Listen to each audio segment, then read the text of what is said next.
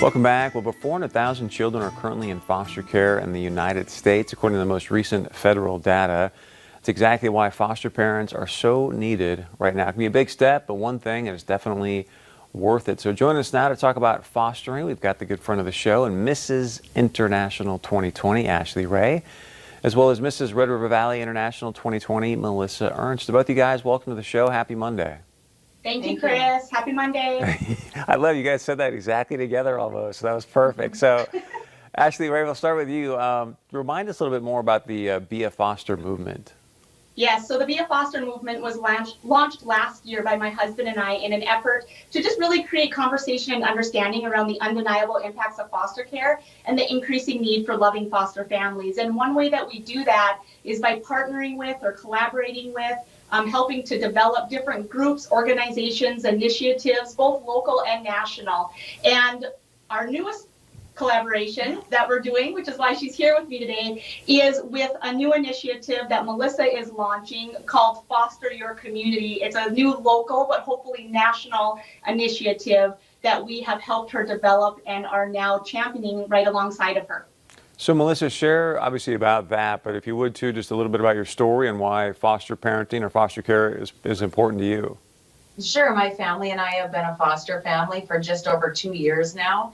And just the growth that we have experienced with our own children, their growth and compassion and caring about other people has blown me away, really. And we love being a foster family. And then what's your Foster Your Community movement? What's that about? Okay, so the Foster Your Community initiative is basically a series of drives that we have organized onto a website, and we also have a Facebook page. You can follow us on Facebook at Foster Your Community. And basically anybody in any city across the globe can go to our website, select a drive that speaks to them, basically picking something that they think would fill a need in their own community, and then they can host that drive with support and help from us.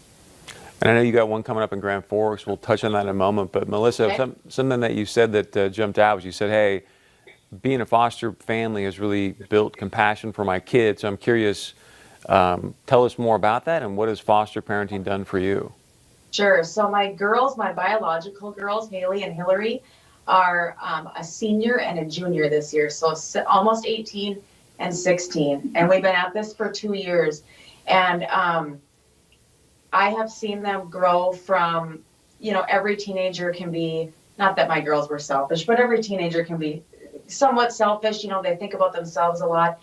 And what I have seen in my own girls is that they're so mature in their way of thinking now, taking into consideration what people might be going through at home, what other kids and teens might be going through at home. And I always hear them talking about ways that we can help others. And so I couldn't be more proud to be their mom. Yeah, good for you. Congratulations. Thank you. And then the event that's coming up in Grand Forks, tell us about what's going on there.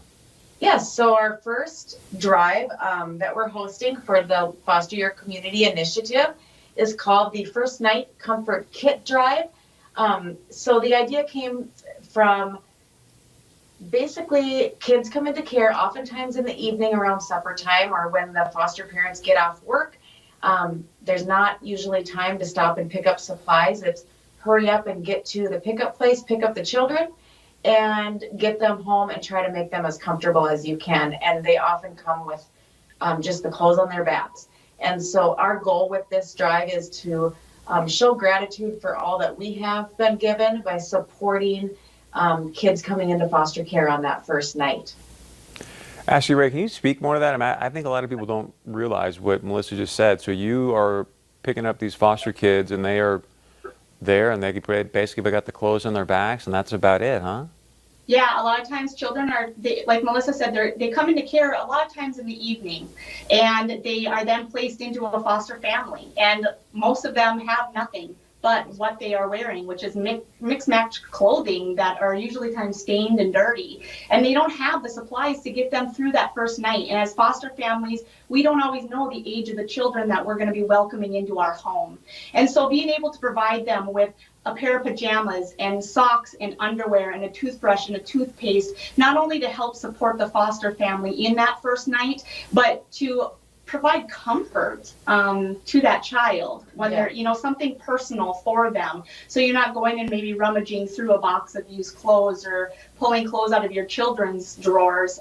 They actually have something that's theirs and that's personal, again, to help ease that trauma of that first night in care.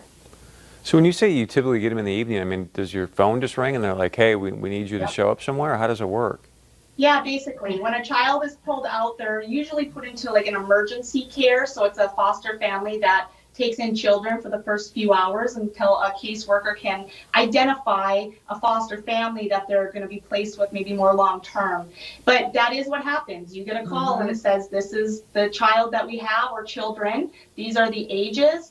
And most of the time, that's really all the information that you get. You don't know their backstory, what their current situation is. It's just you show up, you pick them up, and they give you what, if any, supplies that they come with. And so as a foster family, you are there to try to provide everything that that child needs, not just that first night, but then long term. So I want to know, like, what's that drive home like? You just meet this person for the first time. They're coming from, I'm assuming a fairly traumatic situation. Like, what's it like? I think every child's different, right? Yeah. It depends. You can have a baby, you can have a youth, you can have a teen. And I think depending on what that child's situation was that they just came from and the age, I think it's very different. That experience is very different. Kids are a lot of times kind of in a shock. Yeah, kids are in a shock. It's traumatizing. Yeah, you think about it, they're just taken from their environment that they know, and now they're put into the care of a complete stranger.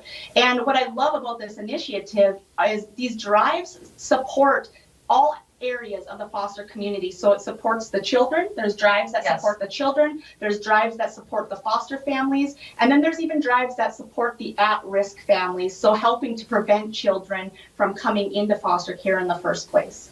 So I got about 30 seconds left. Melissa, if somebody wants to host one of these drives or get involved, how do they do that? Absolutely. It's very simple. You just go to our website, which is www.fosteryourcommunitydrive.com. And we will have all of the information and instructions there and a way for you to contact us through the website. And you can follow us on Facebook at Foster Your Community and see what drives other folks are doing too. Yep. And by all means, they can go to beafoster.org, and their link is on our website as well. And if there's any group, organization, initiative like Melissa's that wants to collaborate with the Be a Foster movement, we are here to do that as well. Great stuff, you guys. Thanks for what you're doing. We really, really appreciate it. Thank you, Chris. Thank you. All right, stick around. We got a lot more coming up right after this.